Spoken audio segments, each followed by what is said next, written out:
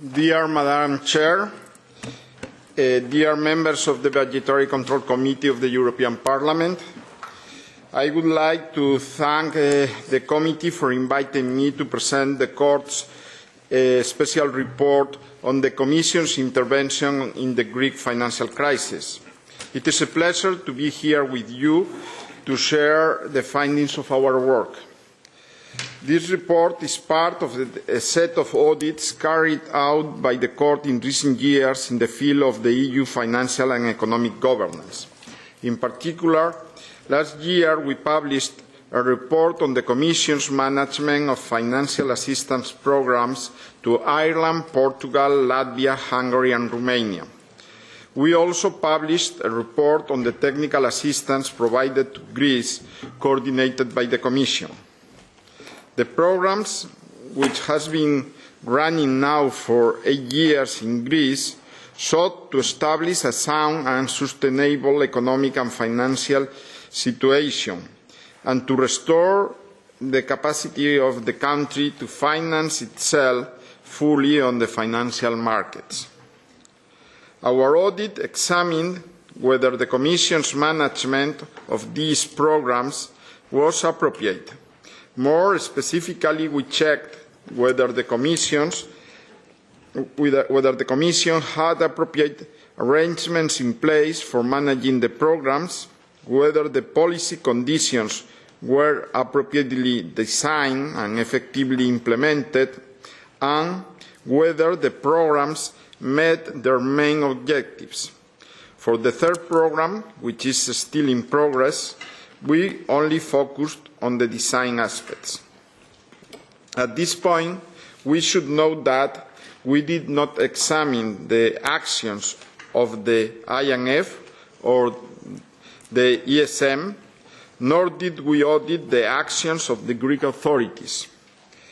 Whether the European Central Bank is concerned, we attempted to audit the operational efficiency of the management in relation to its involvement in the programmes. The documentation we received from the bank was insufficient to carry out our audit work, as the ECB questioned our audit mandate to evaluate its role in the Greek support programmes. Therefore, our report has a scope limitation in this respect. Honourable members, I would like to call your attention to Part 1 of the report, where we disclose our observations on the way the Commission handled the programmes. We observe, for example, that some assumptions in the macroeconomic models lack justification.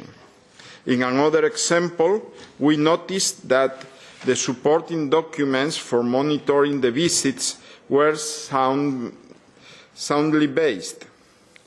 We would like to have carried out the same type of analysis on the ECB. However, this was prevented by the bank.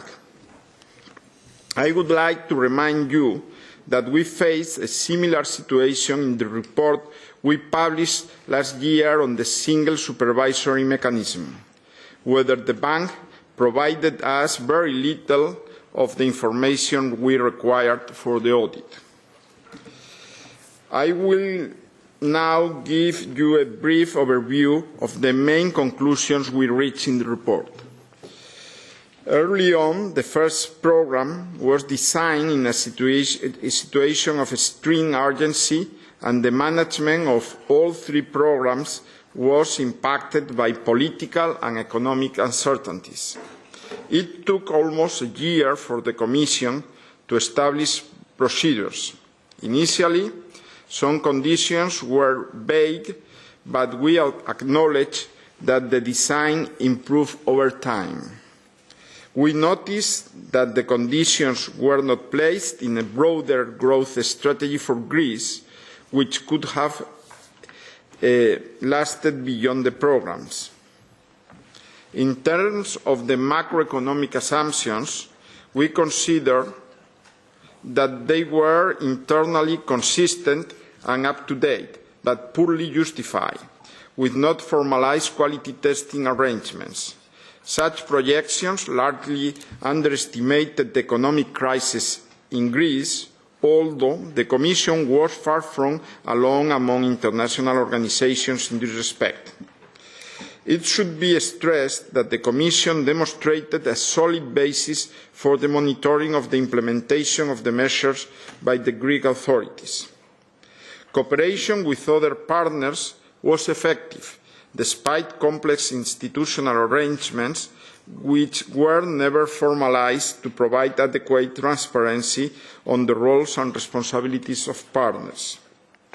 As you know, the programmes included structural reforms in a wide range of fields, covering almost all functions of the Greek state. When assessing the design and the implementation of such reforms, we focused on 4 crucial policy fields: taxation, public administration, the labour market, and the financial sector. In Part 2 of the report, you can find several observations in these policy fields. In the last section of the report, we focus on the specific objectives of the programmes, and we found that these were only met to a limited extent, partly because of the economic and political instability in the country experienced in this period. First and foremost, these programmes promoted reform and avoided default by Greece, but the country's ability to finance itself fully in the financial markets remains a challenge. The programmes did bring about significant fiscal consolidation and ensure short-term financial stability.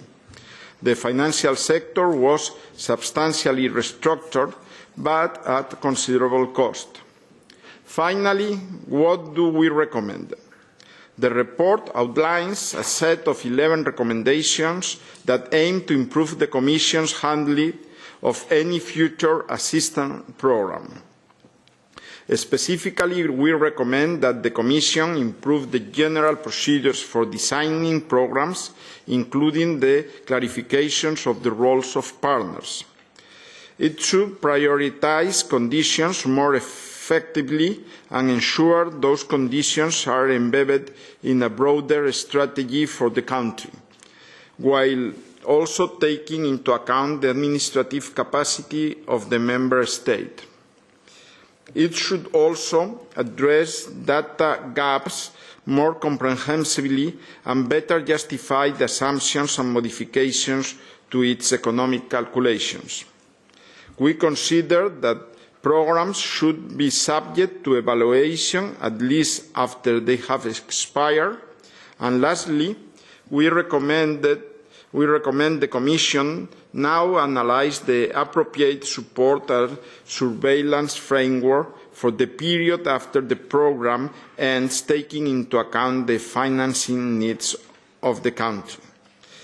Thank you very much for your attention, and I am now at your disposal for any question you may have. Thank you.